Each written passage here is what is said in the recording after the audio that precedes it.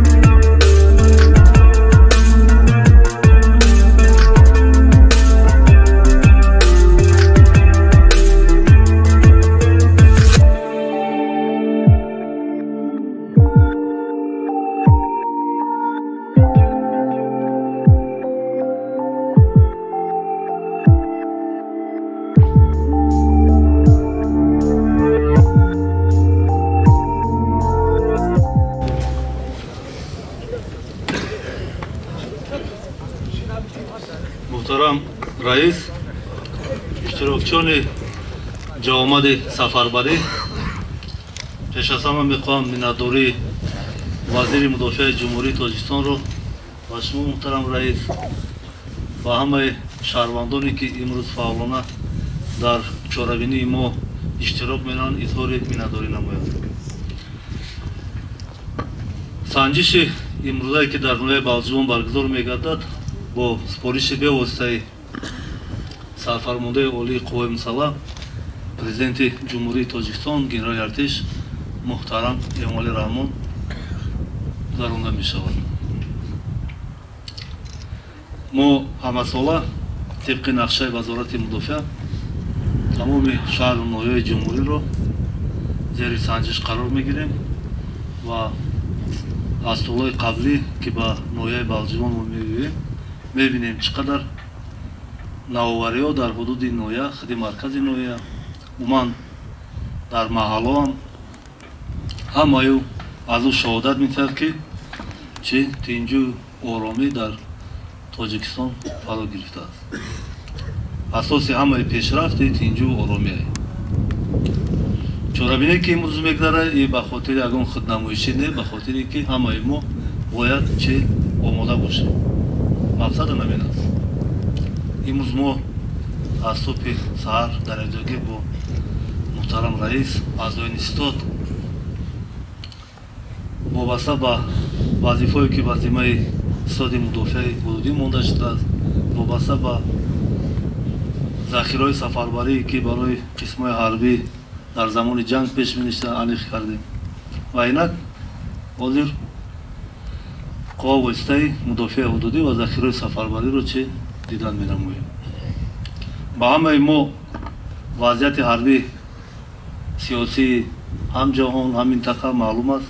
ҳамаи шумо тариқи телевизион тамошо мекунед, мебинед ки дар кадом манотиқи ҷаҳон чӣ муноқишаву ҷангҳо мераванд.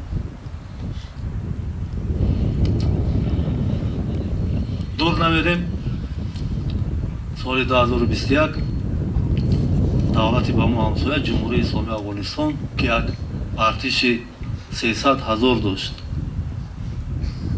дар як лаҳза пароканда шуду ҳукумати кунунии давлат аз байн рафт ба сари қудрат. як ташкилоти террористӣ Толибон ба сари қудрат омад. и аз ӯ шаҳодат медиҳад ки ӯ 300 нафар 300 000 ки дар қувваи мусаллаҳшон буд ба ӯ савганди ёд кардаашон чӣ содиқ набуданд.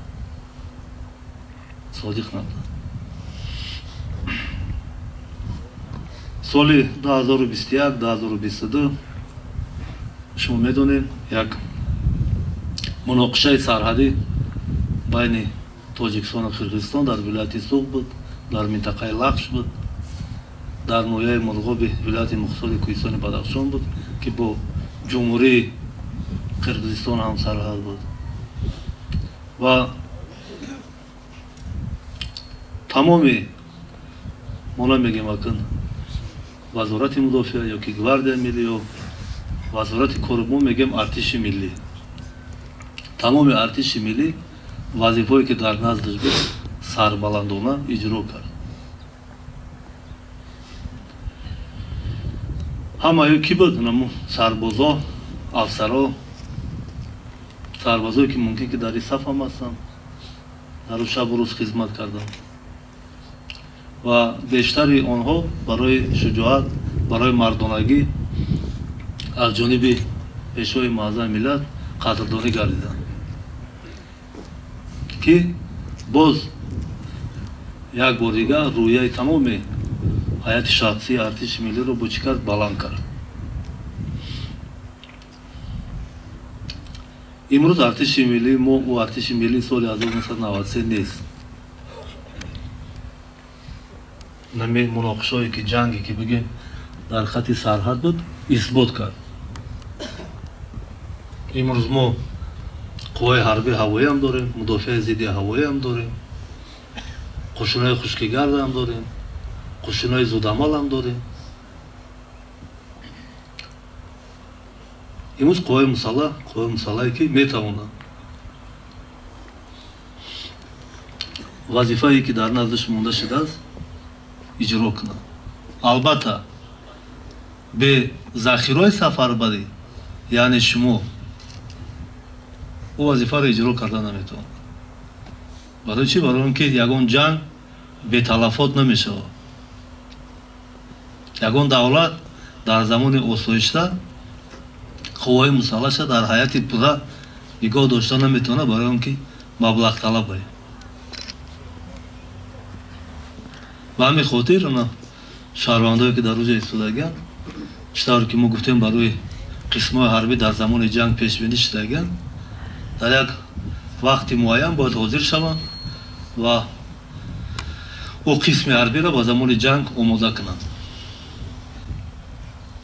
ба ин мақсад мо нами чорабиниро мегузаронем, то ки шаҳрвандон новобаста ки бо кадом кор машғулай, ки дар муҳоҷирати меҳнатиай, бояд доим зона омода бошад. ба хотири як чиз ро фаромӯш накунем, ягон давлат омада ватани моро муҳофизат намекунад. пеш аз ҳамаи мо дар ҳамҷа истодагиён вазифа дорем ки қарзи муқаддаси худмонро иҷро кунем. шумо дидем вақти толибо ба сари қудрат омаданд, пешвои муаззами миллат аз чӣ дар созмони милали муттаҳид, дар дигар чорабиниҳои сиёсии ҷаҳонӣ мавқеи тоҷикистонро чӣ гуфта гузаштанд. на фақат мавқеи тоҷикҳои дар афғонистон будагӣ, балки бо дигар қавми миллатҳое ки дар оҷа зиндагӣ мекунанд қавмиёрам гуфта гузаштанд. ягон давлат мисли президенти мо мавқеша гуфтагӣ нест. ва имрӯз чӣ амрикошам, чӣ дигар давлатҳо вобаста ба ӯ суханҳое ки пешвои муаззами миллат гуфтанд, ҳамеро ҳозир баён мегӯянд. ин албатта як мардонагие, рӯи рост гап задан ба як давлат. барои толибо имрӯз тоҷикистон чи душмани рақами як мешавад, ки рӯйкушод гап мезанад.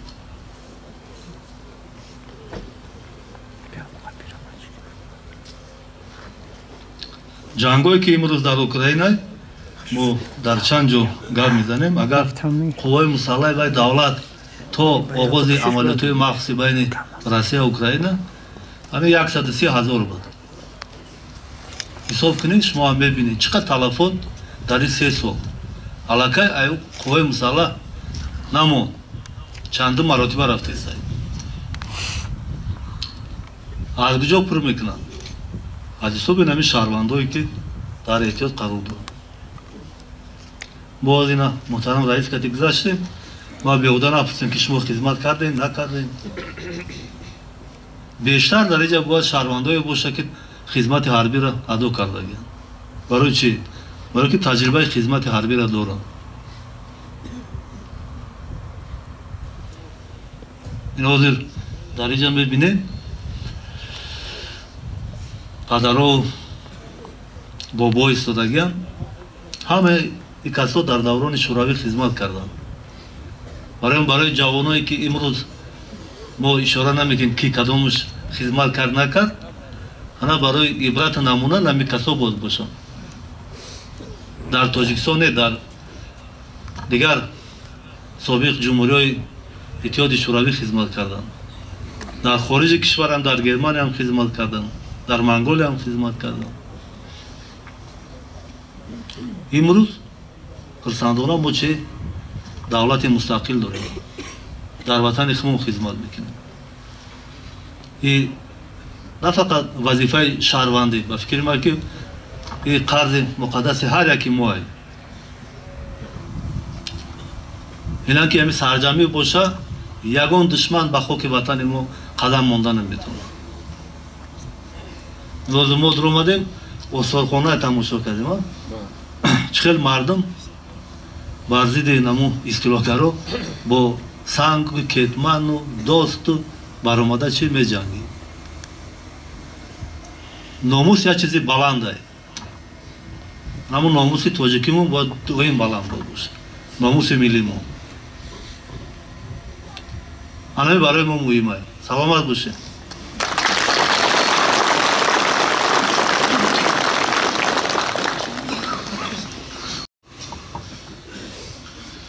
تشکر زیاد محترم گنرال، محترم افسران، اعضایان ستاد، حاضرین گرامی. چطوری که قید کردن ما شما هستیم این صبح ساعت 6 پگاهی وانگی اشاره از طرف ساختارهای بالا داده شد. انمی آمادگی ما از آن شهادت می‌دهد که ما شما هم وقت آماده هستیم و اون چیز پرچو دستوری که از طرف مقامات‌های بالای از طرف حکومت جمهوری اسلامی میشد، از طرف مقام اجرایی حکومت دولتی ولایت ختم میشد، همزمان از طرف مقام اجرایی حکومت دولتی ناحیه بلجان میشد. مردمی سربلند ناحیه بلجان سر وقت با یک آمادگی جدی حاضر میشن. چطوری که محترم گنرال قید کردن باعث افتخار ما و شما اون است که مردانی آننگ ناموس ناحیه بلجان یکی از اولین هاشت دعوت تیرامویل و در روز اول برزیاد اجرا کردیم. یعنی 102%. این هم یک دستاورد خوب است. این باعث اون است که باعث فخر ما و شما است. چطوری گفته گذاشتن حضران تشکر می‌داری شخصا خودم را به پدر و مادران و آن شخصانی که سرمایه‌گذار بودند در اینجا و در یک جایی کار و فعالیت کردیم و جوان پسران بننگ با نامشون روان کردیم. این یک دستاورد بسیار خوب است. باز امروز یک چاره‌بینی دیگر هم داریم. بعد از این با معلومات هر یک شما میرسونم که جوان پسران ناحیه بلجان که در چمپیونات آسیای مرکزی اشتراک میکردند در جمهوری برادری ما قرقیزستان صاحب مدال‌های جای اول، مدال طلا، مدال‌های برنجی و غیره شدند. این هم دستاورد ما و شما است. سرجمهورات و همه ما شما چطوری که گفته گذاشتن حالتهایی که بود بعضی واقعهایی شد روزهای نزدیک سالهای سال پیش مردمی مانند ناموس بلجان یکی از اولین شدن و همون خاک مرز بوم سرحد برای حفظ برآمده رفتن. اون فرزندانی که در اینجا هستند در این صف هستند از طرف مقامات اجرایی حکومت دولتی ناحیه بلجان از طرف رئیس ناحیه بلجان قدردانی هم کردند. همین باعث افتخار ما و شما است. همین مردانگی است. سزاوار همه تعریف و همه است. امروز می‌بینیم که مردم با یک حالتی شادباش آمادگی هستند. آمادگی خود را نشان دادند. بعضی هست حالتایی که بعضی شخصان بنابر سبب‌های زورناک بودند یا که بنابر سبب‌هایی که قانون اجازت می‌دهند و صف قوای مسلح خدمت کردگی نیست. ما باوری داریم که در آینده نسل نورس تربیت می‌کنیم. نگذاریم ما و شما که یگان ناخلاف یگان کس با دل نیتی بد و قدم مبارک ما سرزمین تویستان قدم می‌نهیم. این باید همه وقت ما و شما حمایت کنیم. نگذاریم که نام ملت تاجیک در جهان یگان کس پست نزنه. باوری دارم که از طرف سرفرمانده قوای مسلح جمهوری ترکستان چی سپرد میشد.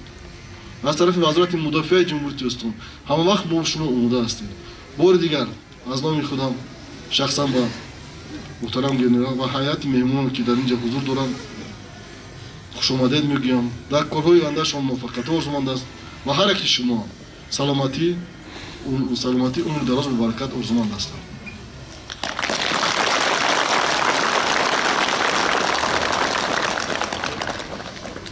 با سرفرمانده عالی قواهای مسلح جمهوری ترکستان شرف تاجیکستان با پیش سلامت باشید.